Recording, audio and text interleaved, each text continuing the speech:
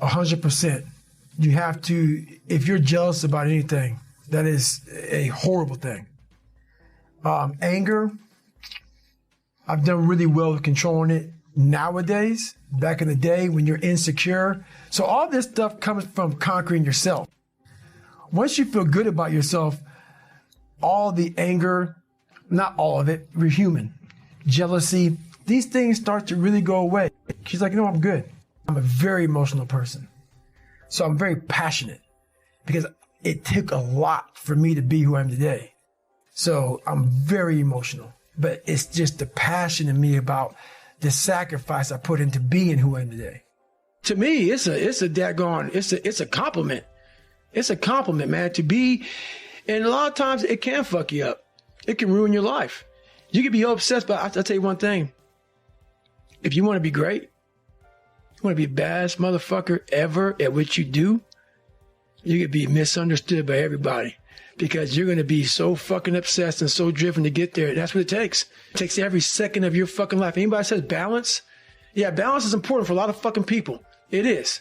But if you want to fucking go to that edge where people do not like you, don't understand you, question everything you fucking do, you've arrived. When you are misunderstood to the point where fucking people think you're psycho and you're nuts and you're this and that, why are you in the fucking gym at 1 o'clock in the fucking morning? You just got to doing an op for fucking 13, 14 hours after Ranger school, man, at the gym. What's wrong? You will never understand what is wrong with me.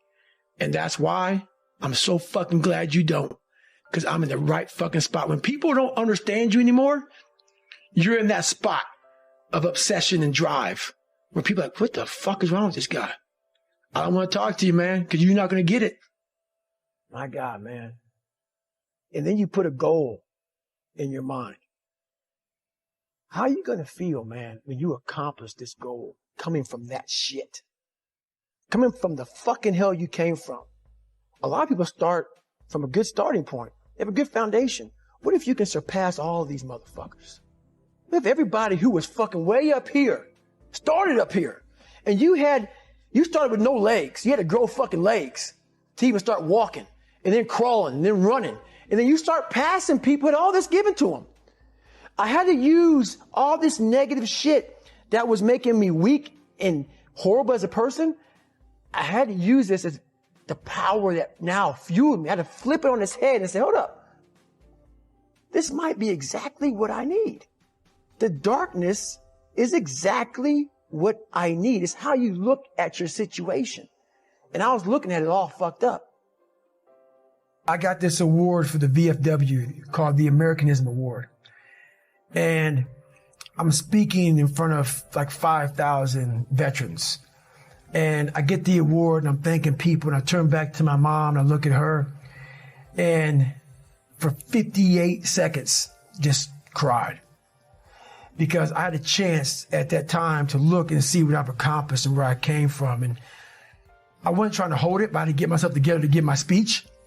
But it was a very proud moment for me to be able to reflect and say, okay, man, like, you know, you've, not like I've earned that right to cry or to be emotional, but it felt good that literally I grinded myself into a fine powder to get where I'm at today. And it just came out in that way. So, yeah, emotion is a beautiful thing. You don't want to, if you're emotional, that's bad. But if you show emotion at the right time, I think that's a beautiful thing. You want to be in control of your mind. You want to be in control of your mind. Emotional people, they're a wreck. They control, that emotion controls everything you do. And what emotional people do is, like, for instance, I always say this, they can have a beautiful life. Husband and wife, kids, everything they want. But it's the one thing that they don't have that makes them emotional. So that emotion makes them focus on what they don't have. Emotion makes them focus on everything negative. Everything. Pity party. Woe was me. This didn't happen. So your mind loves that. It loves talking to other people. Oh, this is all fucked up, man. You know, think about it. People love to bitch and complain about everything. So when you're sitting there, you may spend weeks, months, years bitching about the same thing. So what have you done? Nothing. There's no solution in that. But most of us live there. Oh, this other guy got the pay raise. The other guy got this. The other guy got that. And we live in this emotional state of, woe is me. Nothing gets accomplished. He's offered this identity. And he takes it. Now, it's partly because he's deceived and manipulated. But it's also partly because the fox offers him the abandonment of responsibility as payment for adopting the victim identity. So this is where his own lack of morality, let's say, because this is all about Pinocchio's development as a character, plays a role in his demise. So if I'm a victim, then everyone else owes me something, and I don't have to take any responsibility. And so one of the things I've wondered, here's something to think about.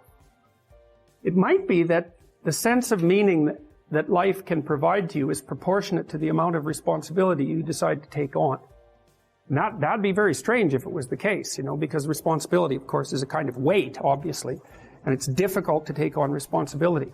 But if any positive emotion that you feel, and your control of anxiety, and the control over pain, is dependent on the activation of these systems that watch you move towards a desired goal, then the more complete and weighty the goal is, the more kick there's going to be in the observation that you're moving towards it. And you kind of already know this, because you'll have observed in your own life that when you're engaged in something that you believe in, that the time passes properly. You can see this even if maybe you're reading a paper and it's actually related in some intelligible manner to something that you want to learn. So even though it's difficult, you get engaged in it, you can remember it better, you can process it better, and you're not so likely to fall asleep, and you're not so likely to want to find distractions, all of that. You can get into it.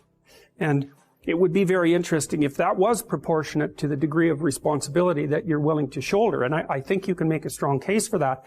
I've also often wondered, imagine you could offer people a choice. Here's the choice. You could say, well, your life isn't meaningful. The nihilists have got it right. There's no meaning in your life. And because of that, there's no reason for you to accept any responsibility. So you can live a responsibility-free life, and maybe one of impulsive pleasure-seeking, but a responsibility-free life. But the price you pay is that it doesn't get to be meaningful. Or you could say to someone, no, we're going to do the opposite. We're going to say, you can live a meaningful life, but it's only going to be as meaningful as the amount of responsibility that you're willing to bear. And then you might say, well, what would people choose? Because everybody also always makes noises about wanting to have a meaningful life. But if the price you pay for that is the adoption of responsibility, then it's not so obvious that people would choose meaning over pointless pursuits if the benefit they got for choosing the pointless pursuits was that they really didn't have to care about anything they ever did, right? It's no responsibility. And that's really what Pinocchio is offered.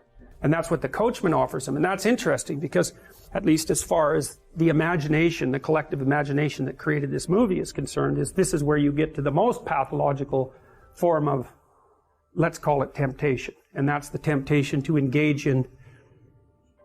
abandon responsibility and to engage in impulsive pleasure-seeking, short-term pleasure-seeking. It's pretty self-evident that life has got its rat's nest of miseries, and that's for sure. And maybe you could even make a categorical statement that life is mostly a rat's nest of misery. And you can make a pretty powerful argument for that. But then there's a counter question, which is, well, what if you tried not to make it any more miserable than it had to be, right? Then what would it be like? And my suspicions is that a lot of that misery, I would suspect that most of that misery would go away.